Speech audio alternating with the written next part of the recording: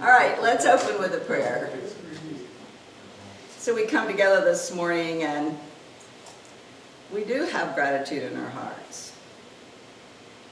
We do know how blessed and grateful that we are to have made it through this week, and even with all of the inconveniences, that we're still resilient and able to move through each and every adverse event that seems to come our way. So we give thanks this morning for the wonderful person who saw that we have a leak and we were able to stop it, and that it's only in the hot water radiator. So we give thanks for that as well. We bless this day. We bless each person here. We bless all those who could not be with us. We move forward today with love and peace and gratitude. We bless all people everywhere. We know that all paths lead to God. We know that we are all one. So we send our love out to each and every mosque and synagogue and temple and church. We know that our goal and our energy is peace in the world. So we say thank you, God. Amen. So let's look on the screen, and we will sing Surely the Presence.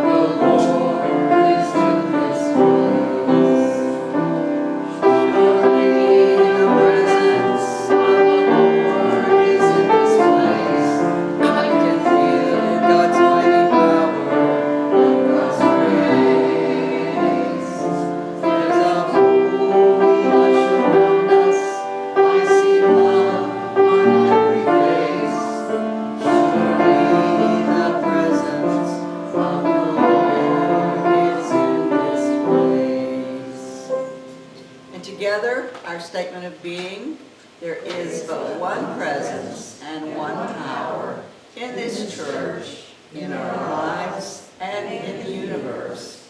God, the good omnipotence. And I'm going to ask Miss Cindy Leonard to come up and read the daily word.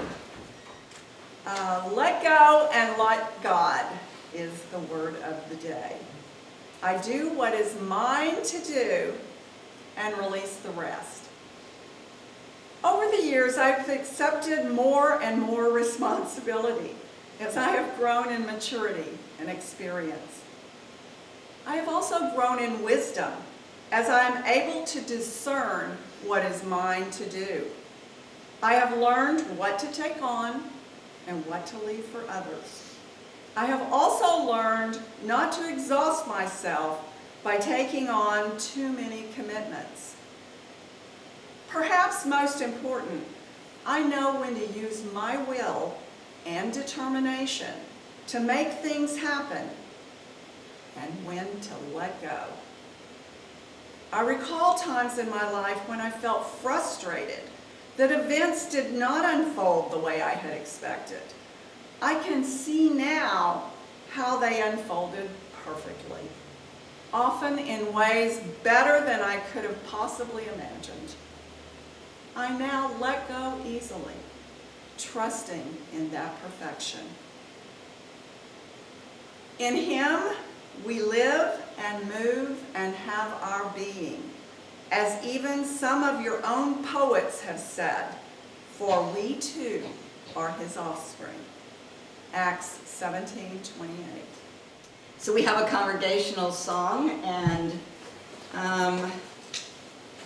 it is, tell me again what we... It's in every one of us. It's in every one of us, yes. We talked about 2 or 3, and I forgot which one we landed on. So.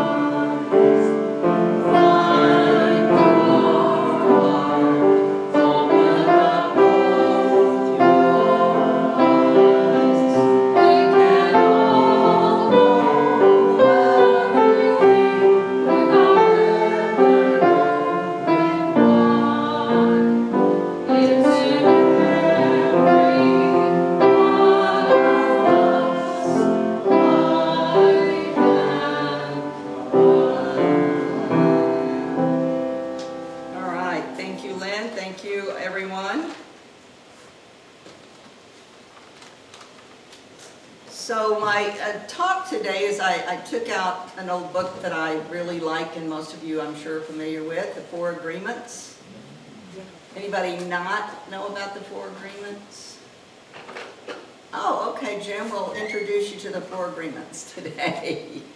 And we may have one of the books in the back. I've quit saying we do, but I think we might have one of them in the back, in the bookstore. So, you know, the unity philosophy that we teach is called New Thought, but it's really ancient wisdom. Unity is not a religion. It's a way of thinking and a way of living life. This wisdom went underground again and again over time because those who were in power did not want the common man to know that the power was within him or her. Jesus was a scholar of this ancient wisdom. He was actually killed because of these teachings, as were his followers for hundreds of years after his death. The teaching surfaced again in the late 1800s in Europe and found its way to America around that time. That's when it began to be called New Thought. But the wisdom is ancient. So you'll see and hear sometime when you hear a Unity speaker talk about New Thought, ancient wisdom. That's our teachings. Thousands of years before Jesus, however, the Toltec Indians were the people of knowledge. Just as New Thought today, they were not a race or a nation. They were men and women who were scientists and artists who formed a society to explore and conserve the spiritual knowledge and practices of the ancient ones. They came together as masters, and the word masters for them in Spanish or Mexican was naguales. So they were naguales. Students at the ancient city of pyramids outside of Mexico City. That place was known as where man becomes God. And there's a name for it, but I don't know how to pronounce it, so I won't butcher it. But it's a city outside of Mexico City. It remained veiled in secrecy there for hundreds of years. But the ancients told of a coming of an age when it would be necessary to return the wisdom to the people. So Miguel Ruiz, who was the author of this book, You'll see his name on the front as Don Miguel Ruiz, but Don is like Mr. It was the title. So Don Miguel Ruiz is one of the Naguales who has been guided to share this powerful teaching of the Toltec Indians in this era. That's why he wrote the 4 agreements. He emphasizes these teachings are not a religion. They're to honor all spiritual masters who have taught on this earth, and they arise from the same essential truth that all the sacred esoteric traditions found around the world have the same wisdom. It's a spiritual, but it's mostly ascribed and described as a way of life, just as unity is a spiritual way of life. Over the millennia, the Naguales were forced to conceal this ancient wisdom because of the European conquest. And at that time, there was misuse of that personal power by a few students who were not prepared to use it wisely, or who intentionally misused it for personal gain. And of course, that could happen today. We have gurus who are not necessarily steeped in the wisdom, but they've taken shortcuts to learning it and set themselves up to be experts for personal gain. So we have to be aware of that as well.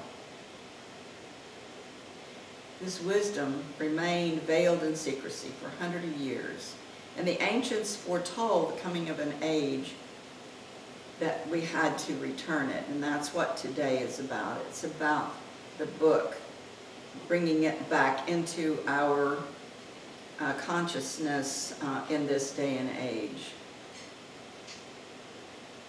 Here's how Miguel Ruiz explains this philosophy. He says, before we were born, humans created a dream called society's dream.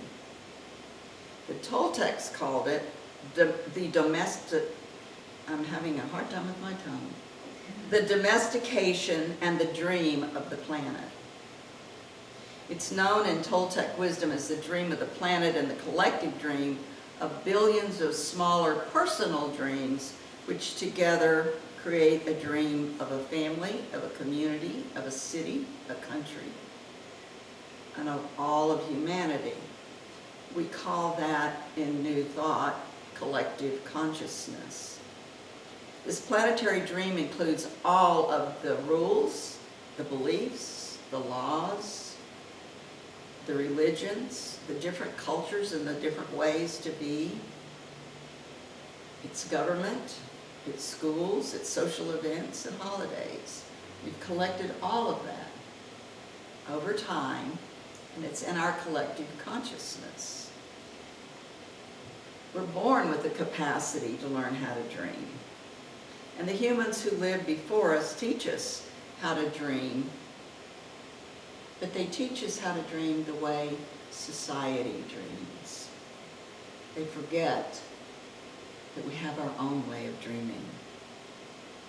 And this collective consciousness has so many rules that when a new human is born, we introduce these rules into his or her mind.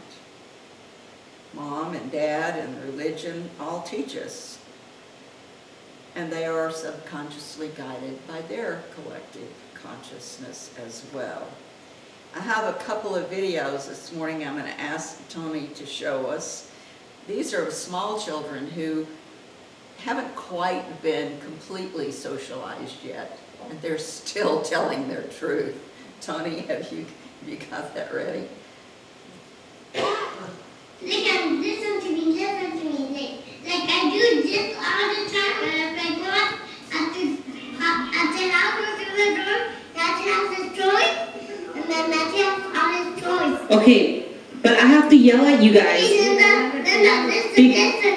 Listen. Okay, what? Like everything they do at this house, it can touch everything at Grandma's house.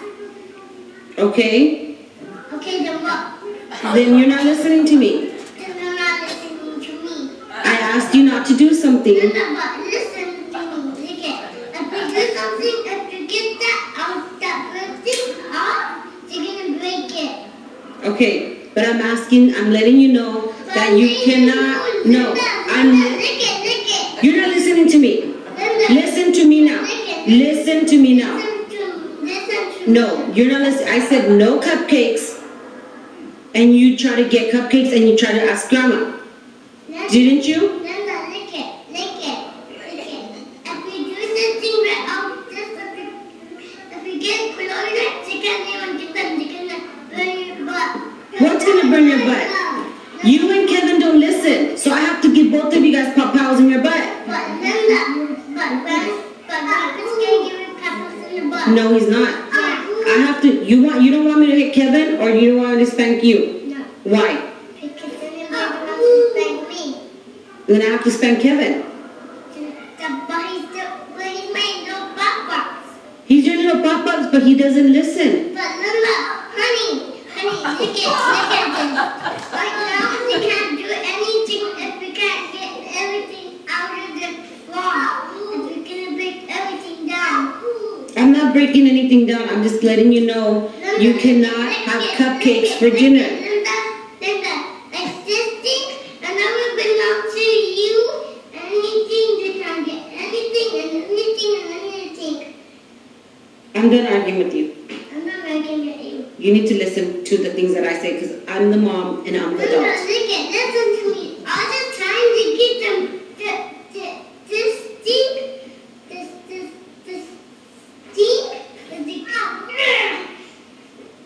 I'm done arguing with you. Linda, I'm done arguing with you.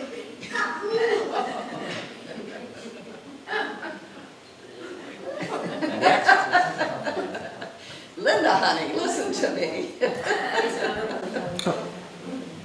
Okay, here's this. I'm pregnant.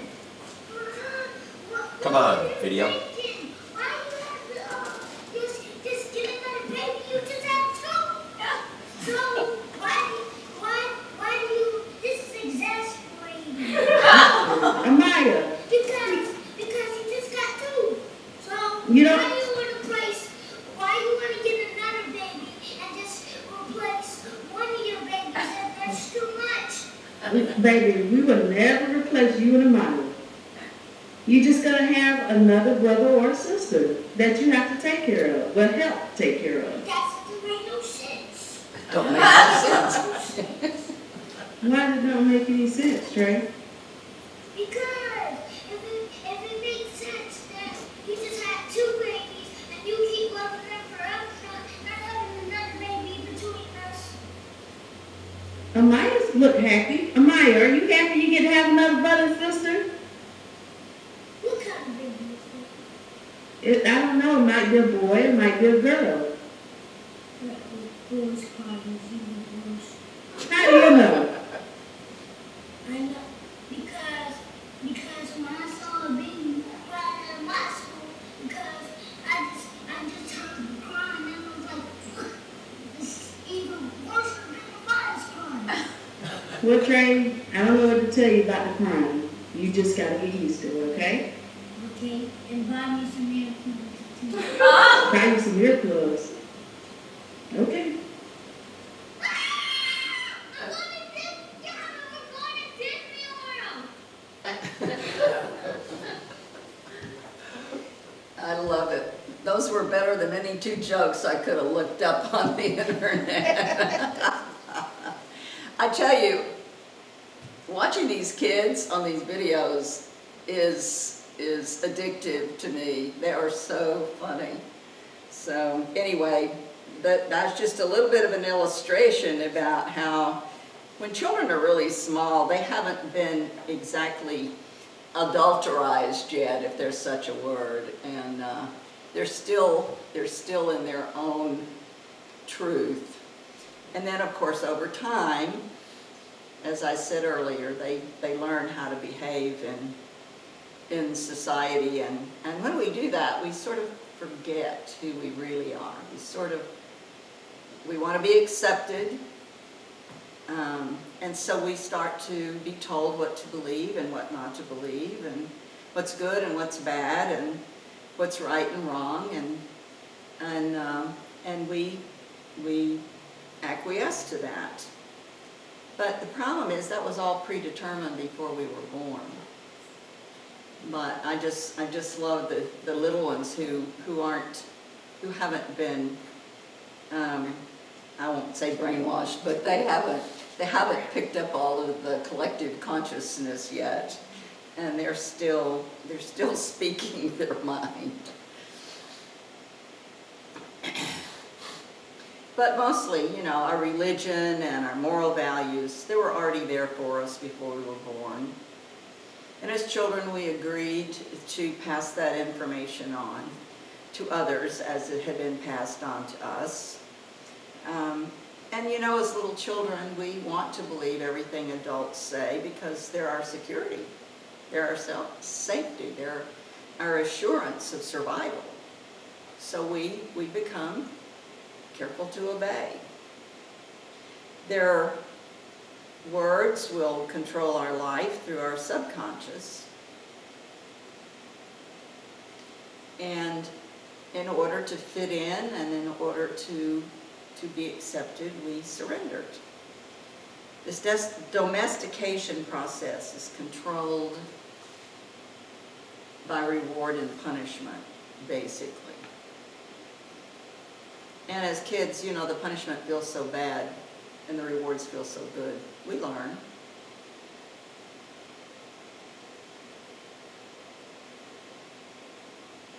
At a certain point, we no longer need anyone to domesticate us. We reach the point where we punish ourselves according to the same belief system we were given. And eventually it becomes our truth. Then we begin to judge ourselves by everyone else's truth. This is subtle. We don't realize we're doing it. It's what we do. And even what we learned was wrong, we still feel safe living by the truth of our providers and our protectors. And I bring this up because we reach a point where we feel disloyal if we change our mind, or we keep it to ourselves. And it takes a lot of courage, truthfully, to challenge our own beliefs. You ever doubt yourself when somewhere deep inside you knew something didn't feel right, but you didn't want to go against the collective consciousness?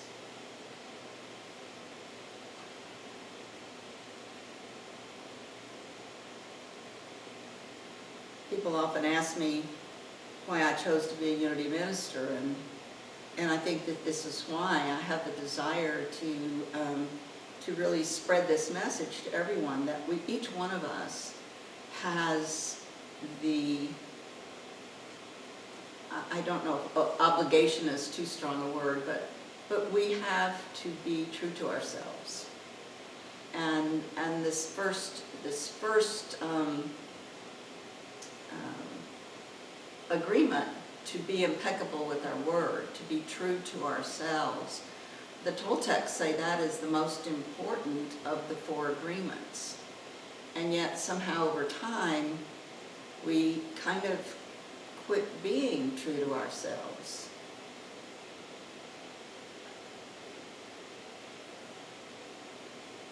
And yet that inner judge in us can be very confused.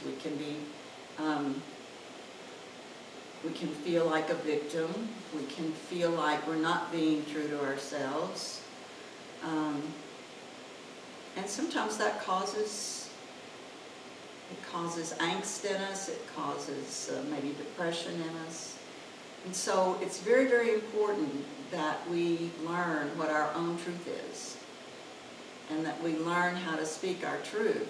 Maybe not like the children, and maybe with a lot more finesse and a lot more tact.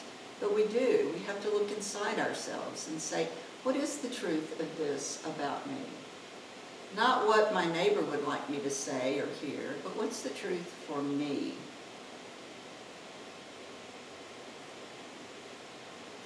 And if our truth is not the same as someone else, we have to be okay with that.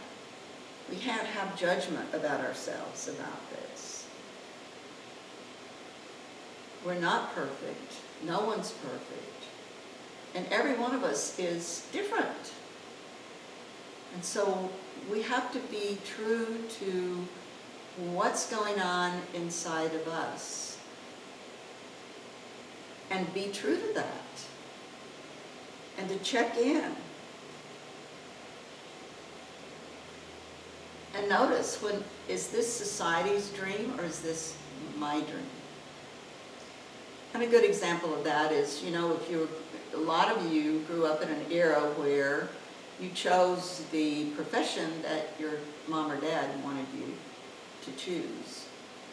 Over time, I've counseled with a lot of people who wanted to be an artist or a musician or a scientist or whatever, but mom or dad said, no, you gotta be a lawyer. No, you gotta be a doctor. And so you quit listening to what made your heart sing, and you did what was wanted of you by society in order to fit in order to be loved. And over time, we have, all of us, we've created a lot of agreements with society, with religion, and we've kind of given up our joy.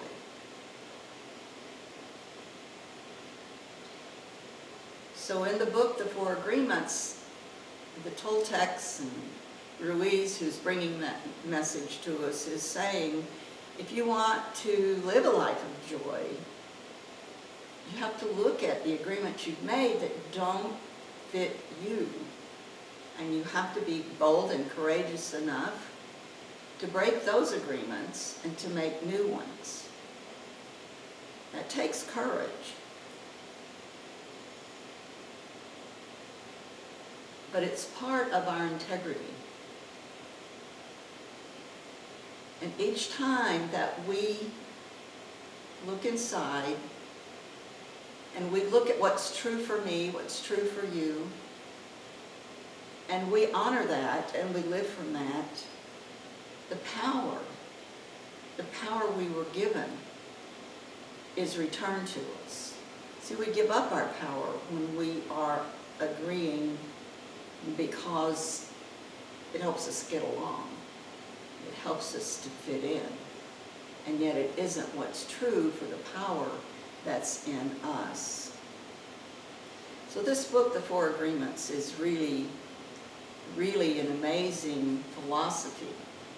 And it has been around for thousands of years. But it helps us to transcend to a higher level of existence than perhaps society has wanted for us in the past. So when we say be impeccable with your word, what does that mean? It means to speak with integrity. And what does integrity mean? Integrity means that my thinking and my speaking and my actions are all integrated. I'm not thinking one thing and doing another, or thinking one thing and saying another. I'm not in integrity when I'm doing that. And our own energy and our own body and our own psyche knows that. And it's disturbing. And interestingly enough, other people know that about us. Other people know when we're not being truly who we are. And we're trying to be nice just so we don't hurt someone's feelings. And, I'm not saying we shouldn't be nice to not hurt someone's feelings. But we have to also be courageous to say what's true for us in the moment. And keep our own power. In the Gospel of John chapter 1, it tells us that in the beginning was the Word, and the Word was with God, and the Word was God. And the way we look at that today is that our word is creative. And that which we call God is an energy that is creative. So it really doesn't matter what you name it. Our creative energy is there to be expressed, and it gives to the world. Each one of us can give to the world, as well as loving ourselves, when we are realizing the impeccability, the integrity of our word is truly our power.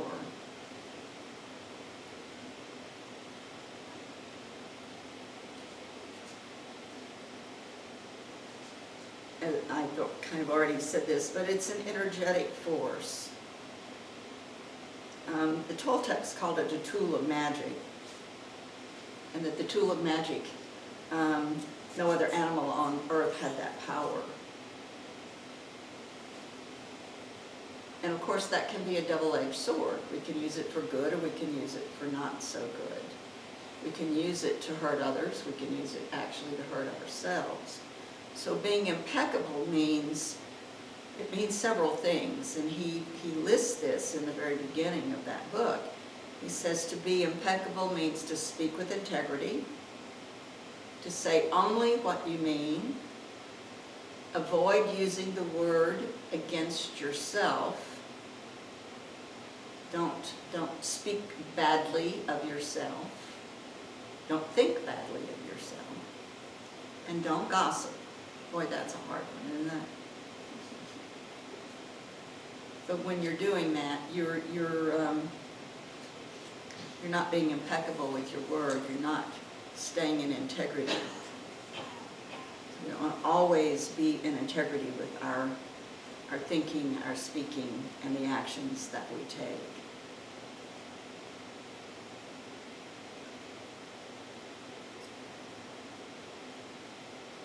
The fifth thought that the Toltecs give us in that book, in that first chapter, is only the truth will set us free.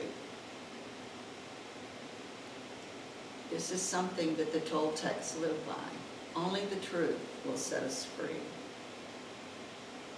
Which is, actually, we're back to quantum physics again. We speak of quantum physics here frequently, but truth and love and gratitude are our highest vibrations. They're our highest energetic vibrations. So when we're speaking our truth, we are speaking from our highest vibration, our most powerful vibration.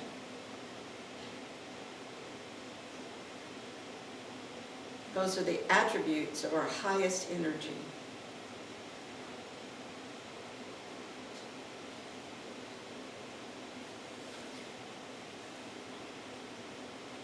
I'm thinking about going ahead and maybe doing this in a 4-week class, and if we do take this into all 4 of the agreements, we'll be looking later at don't take anything personally, also a difficult one. Don't make assumptions. We all do that, I think, sometime. And always remember to do our best.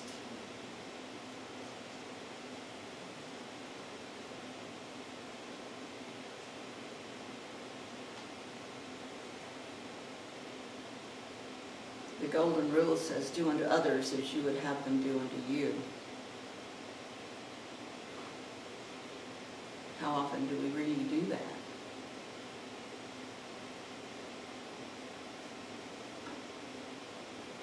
When we can be impeccable with our word, and when we can know the truth of what's going on inside of us, I believe we can do that, to be aware of what we do to others. We want them to do as we want them to do to us.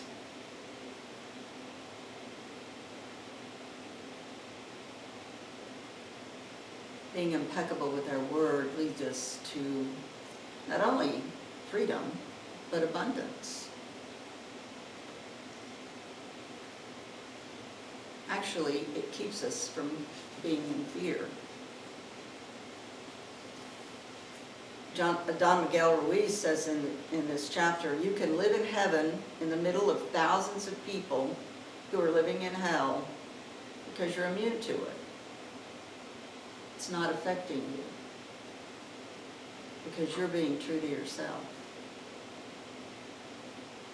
It's what the Toltecs call living in the kingdom on earth. Jesus called it heaven on earth. So it's really important to check in with ourselves, see what rings true for us, not what others are telling us that we should think or be or do, but what works right here, the deepest part of who I am. And if it doesn't work for us here, we have to see what does. We have to see what is it that is my truth. We're not going to all have the same truth. The diversity, I think, is what makes us all so interesting.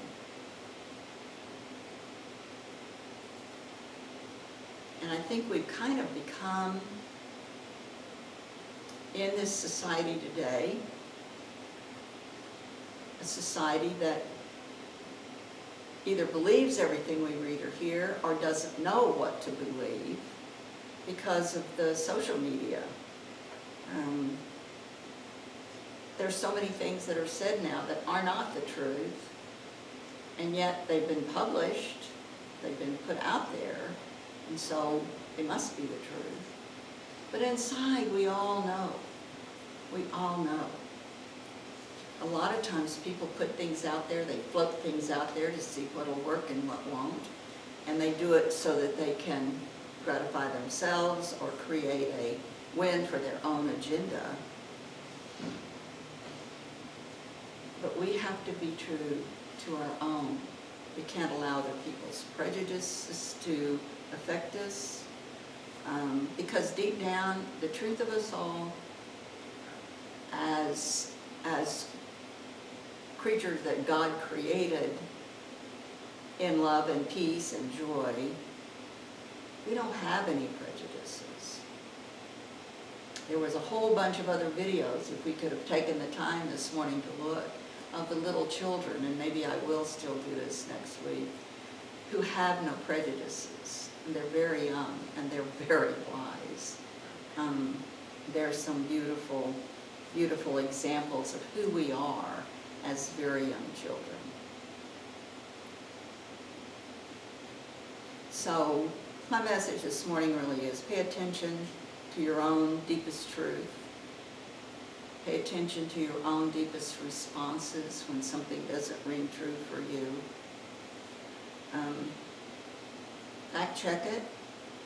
Whatever it is for you that doesn't feel right, just remind yourself, am I listening to other people, or is this what's true for me at the deepest part of me? We're truly, deeply honest people. Truly, deeply don't have larceny in our hearts. And sometimes that makes us too trusting. We have to be discerning, because if we're not discerning, the cost is too high. And I think, at least for me, in this day and age, with all the social platforms and all the social medias, I have to be, I think, more aware and do more fact-checking than I've ever done. We have to notice when we are listening to people of authority instead of our own inner selves. We have to make agreements with ourselves, not with others, just to be accepted. There are always others who'd like to pull us down, keep us small, keep us in fear. That's not who we are. That's not who we were created to be. When we feel that, we have to walk away from that. We have to look above that. You have to remember who we were created to be. And we have to live from that. In the Old Testament, in the book of Proverbs, it's chapter 18, verse 21, and this was written 1,000 years before Jesus was born. It says this: life and death are in the power of the tongue. Life and death are in the power of the tongue. And that could be a metaphorical death. Could be a literal death, I guess. But we don't want that which is in us to die. This is who we were created to be. We don't want to squelch that. In Matthew 12:36, Jesus said this to his disciples. And I say to you that every idle word that men shall speak, they will give an accounting for on the day of judgment. For by your words you shall be justified, and by your words you will be condemned. So a metaphysical interpretation of that would mean an idle word is one that you don't think about. You ever just say things you haven't really thought through? We have to choose wisely the words we speak.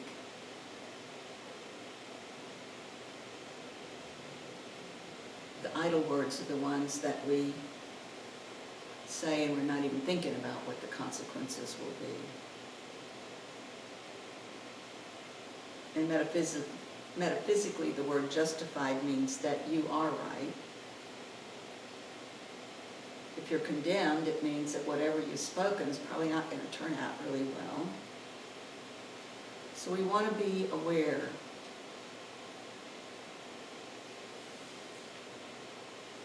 Jesus also said, not that which enters into the mouth defiles the man, but that which comes out.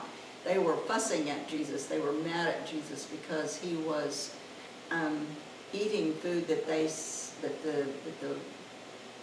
Levites and Pharisees said were not good foods to eat.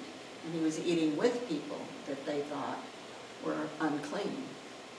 And that was his response. It's not that which enters into the mouth that defiles man. It's that which comes out. So we want to be careful and say only what we mean. This is actually what got Jesus killed. Remember, he was constantly being criticized by the holy men for not keeping the Jewish laws and eating with people that they thought were unclean. But what he was saying to them is, you got it all wrong. This is not what makes you powerful. You need to be more worried about the words you speak being harm to you than what you're eating or what you're drinking or who you're eating with.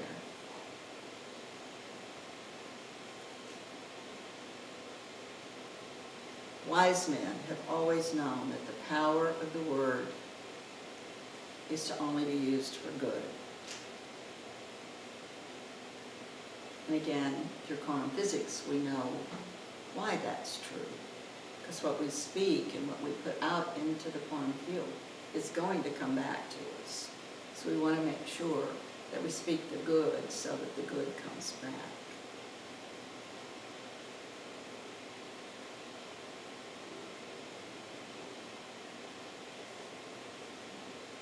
So how do we do that?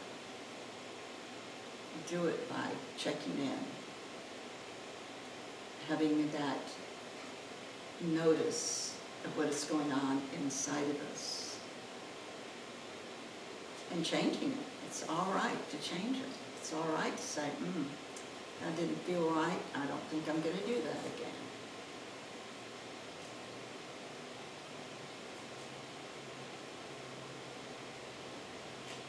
We can notice those negative thoughts and change them right that moment in our mind. Or we can change them right that moment with the person if we're with somebody. We want to change all of those unhappy thoughts to happy ones.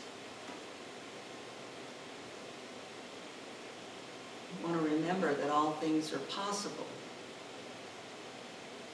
We want to remember that our previous experiences don't have to be our future experiences. We have to remind ourselves thoughts are energy. And as I said before, everything's created twice. First in thought, and then in form.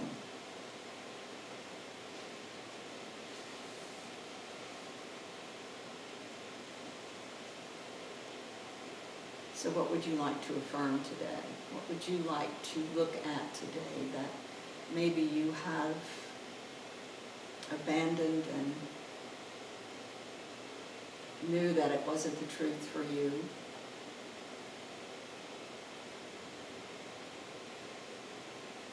Just see, what is the truth of who I am? Am I in integrity with my truth? Am I speaking my truth? The true I am of who I am. And allow that to be okay. It's okay. You don't have to say anything with unkindness. And that's another thing we have to learn, because sometimes that's what we think. We think, well, if I speak my truth, it won't be kind. We can find the way. It does take going within and saying, how can I say this in a different way? But the truth is, today is about reminding ourselves that our word is creative and that we want only the highest and best created for ourselves and others. And how do we do that?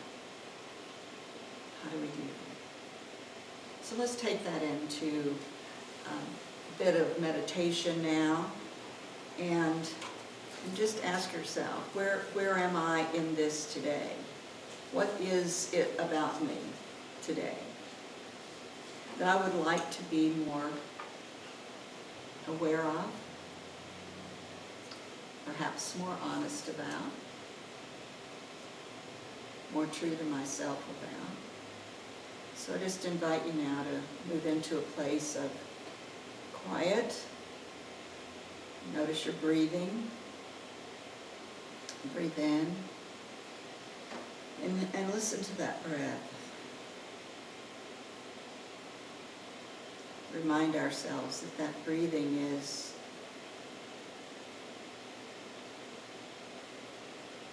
it's a breath of life.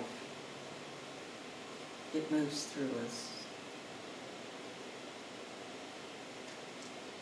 It's a reminder that that which is spirit is moving in and through us at all times.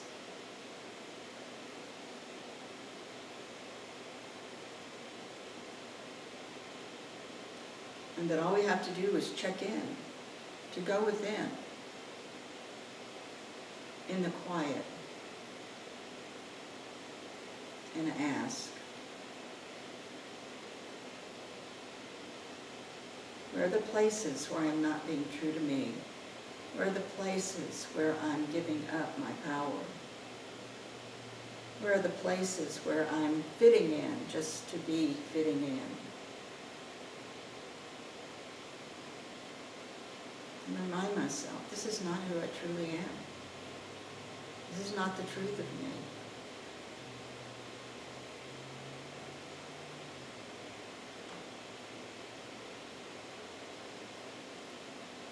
I choose to be thinking and speaking with impeccability.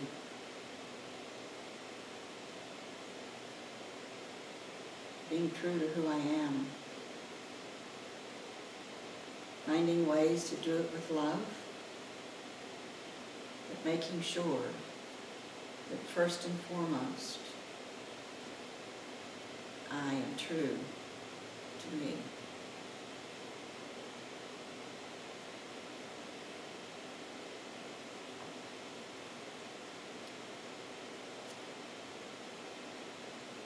And so we say, show me, teach me.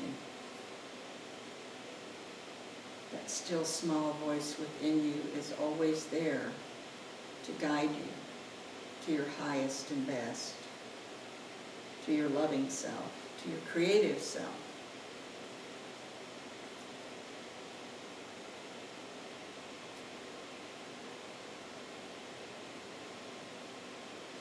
So let's all be impeccable with our words. Let's all make our words loving and kind and true. True to who we are, who we were created to be.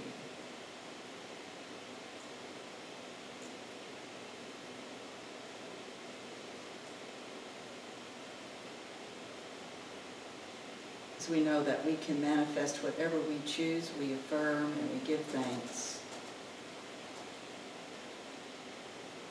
for the new creation, for the new ability to notice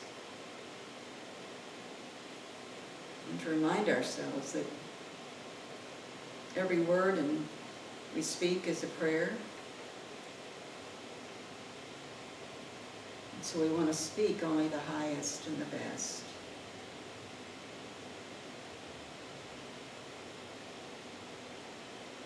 And each day we give gratitude for that still small voice that is always there to guide us.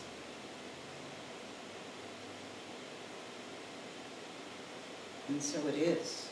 Amen.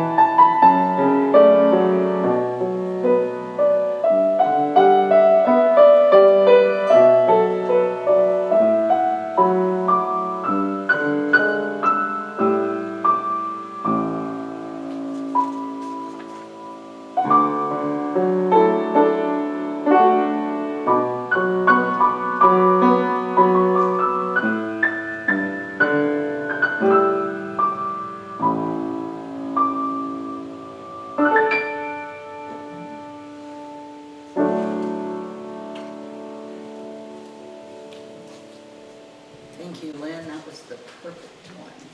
Great. Yeah.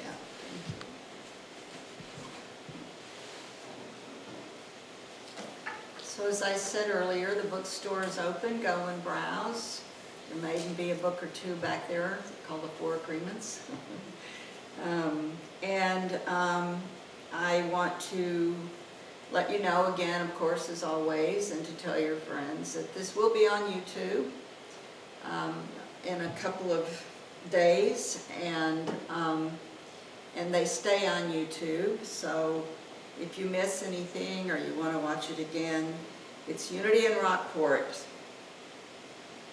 And also, we talk about this every week, but we do have a love offering basket in the back of the room, and we appreciate any gifts that you can give us, because we are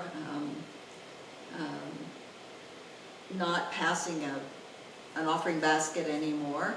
So we thank you for remembering to help us keep the lights on. So let's see, we have now our peace song and our prayer for protection. So let's sing our peace song.